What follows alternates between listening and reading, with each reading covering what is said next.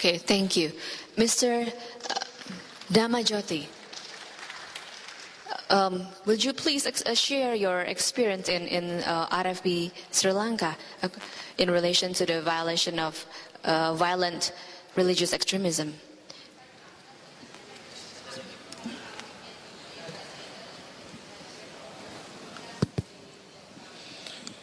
Good morning for everybody, respected religious leaders. Thank you for giving me this opportunity to address you like this. So, I represent the Sri Lankan Theravada Buddhist community and also Sri Lanka Council of Religion for Peace. I am working as the General Secretary of that committee. So I was thinking about, regarding her question and even before, what should I say you about Sri Lankan extremism or Sri Lankan Buddhist extremism? Sometimes I ask, before I ask Reverend Sugino also, what should I say here? So, when Sri Lankan context, you know, the recently very become very famous in the world that some group of Buddhist monks engage in some kind of protest, and some people say extremist violence acts done by them. From their side, they say they have not done any violent act. They just protest against some issues. Sometimes they say they want to protect the Buddhism in Sri Lanka, Theravada Buddhist country. Then other side they say they are extremists. Buddhist monks should not behave like that. I think that is the most important issue to discuss here. So I was thinking how to answer this question. I can't say this group of monks are extremists because I want to go back to my country after saying that. So even in the country, sometimes we criticize each other. But I want to say I'm not part of them. I belong to the moderate group of Buddhist monks. So even now I was thinking, why Buddhist monks become like this? Actually, even before I joined to this organization, I was thinking like them. Because I have duty to protect my Buddhism in Sri Lanka. Sri Lanka is a very small country. As a Theravada Buddhist monk, it is my duty. It's an inheritance from generation to generation. So many invaders conquered this country, even in the history and even in the history, especially the Tamil, South Indian Tamil kings time to time captured the Sri Lanka. The Sinhalese Buddhists are a very small population. They have nothing to go out of this country. They have no any other country to go. So Sinhalese Buddhist group always think we should protect this motherland and also the Sinhalese Buddhism, Theravada Buddhism in this country. As a young monk, a small monk in the school and Pirivena, we studied like that. It is our duty. So any group stand against Sinhalese Buddhism or overcome our culture or our Buddhism, it is our duty to protect Sinhala Buddhism or our Theravada Buddhism. That is in our blood. Given from our education, given from our history.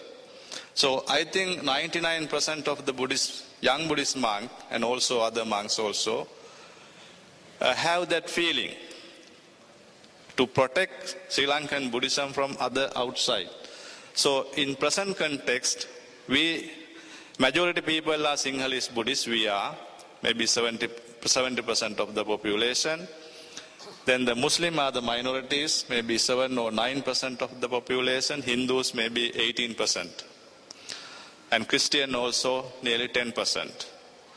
So Christian minorities, Muslim minorities and Tamil minorities and Buddhist majority, now we have conflict sometimes. So Buddhist monks always think we have to protect from these minorities our Buddhism. So this is the problem we have to solve out. So as religious leaders now, after joining to this Religion for Peace movement, I think working with the bishop, Kurukkals and Maulavis, now my feelings are getting away from that extremist content. So I know they are also human beings. They think they want to progress their religion as me. So why should we fight each other? So my mind is now getting moderated. So I think it's good for me, and also I can look question in moderate manner. So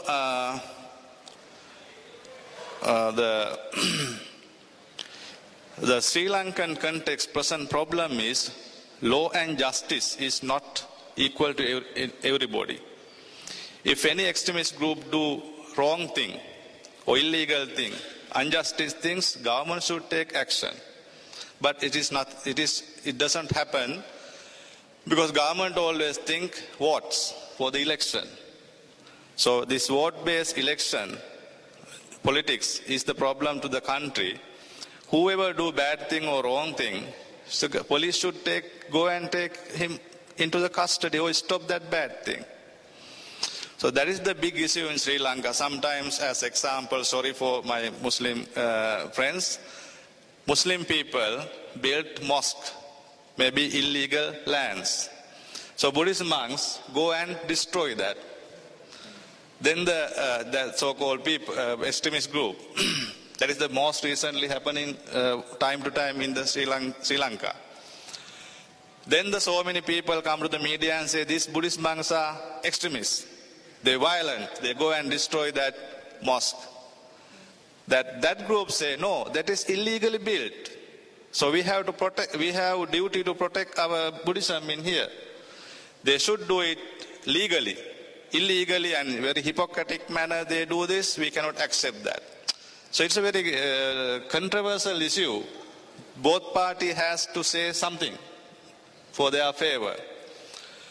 So many cases happen like this in our country. The other thing is Christian community. They get some funds from the outside. I think Asian countries face that problem even in here. Convert our poor people. Then the Buddhist monk go to the police and police say, no, we have no laws to stop them. We have equal rights, religious freedom, anybody can do anything. Then the Buddhist monks get angry and go to the politicians and they keep silence. No, we need their votes. Then they set as a group and go and fight with that newcomers. Sometimes they go to the village by village, meet the people and invite them to come to their centers and giving them some food items and small helps. So these are the problems. The Buddhist side say you are talking about multiculturalism and peace and harmony, but these people go to the poor people, giving them money and convert them. Why you are in silence? So it is very difficult to tackle both sides. So I think law and order should be preserved in the country very strongly. Politicians and government should take action. This is the principles. You should work like this. The other thing is extremists. The principle, my philosophy is here, talking only about the result is not enough. We have to talk about the cause for the result also. That is the Buddhist theory, cause and effect system. So when we talk about the extremism, we should talk about the reason for the extremism. Without stopping that reason for the extremism, I think only talk about extremism is not enough. That is my understanding. Thank you for your time. Okay, thank you.